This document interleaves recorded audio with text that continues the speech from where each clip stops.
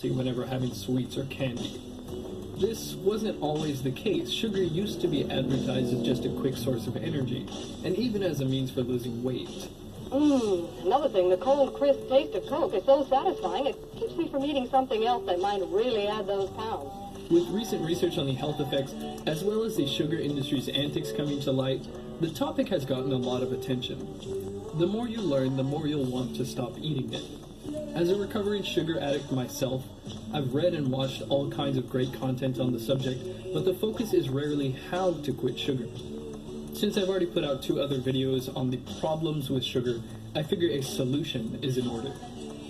The key point of this video is to explain why people become inclined to eat sweet foods and how to undo this inclination.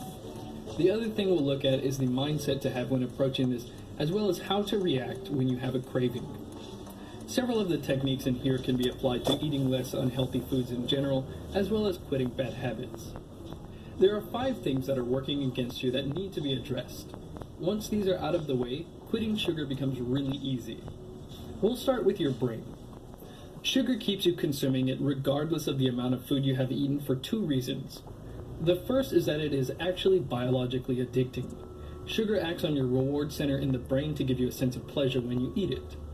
When you frequently consume sugar, you become tolerant to it and require more to get the same amount of pleasure. Then you can suffer withdrawal symptoms like headaches, tremors, mood swings, and irritability when you go without eating it. Another way sugar keeps you eating more food in general is by keeping you hungry. Eating sugar causes an excess release of insulin, and when there is too much insulin present in your body, your hypothalamus cannot pick up on its leptin signal. Leptin is a hormone released from the fat cells that is registered by your brain as a satiety signal. So when your brain can't pick up on that signal, it thinks you're starving. Ever had a soda or 2 before lunch and thought, man, that really filled me up, I think I'll have a light lunch? Me neither. Your brain also interprets hunger as your environment not having much food available. So it says, we need to use less energy by reducing activity, and we have to store whatever energy comes in. Anything that raises your energy expenditure makes you feel good. Things like coffee, exercise, or ephedra. Anything like hunger that lowers your energy expenditure makes you feel crappy. The sugar keeps you hungry and feeling lethargic and crappy. Quitting cold turkey quickly breaks this cycle after just a week or 2. So here are the 10 most obese states in the nation. 10 most obese states. Here are the 10 laziest states in the nation.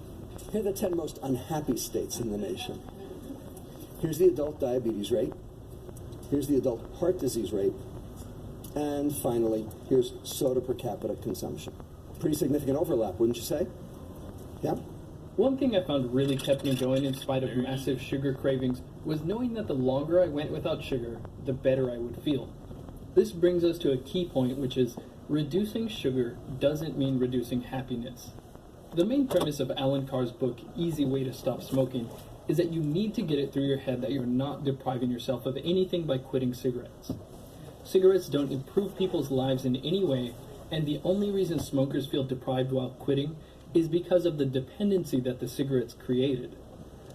While sugar at least tastes good, the feeling of deprivation occurs for the same reason. Extended use of sugar changes your brain so that you crave it. A lot of people, when faced with the idea of quitting sugar, will equate it to depriving themselves of pleasure. What they're not realizing is that sugar isn't raising overall happiness.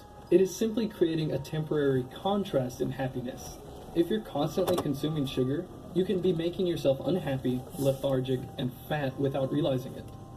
So what happens is that your baseline happiness gets lowered, and you have a spike in pleasure when you eat sugar. However, when you're not dependent on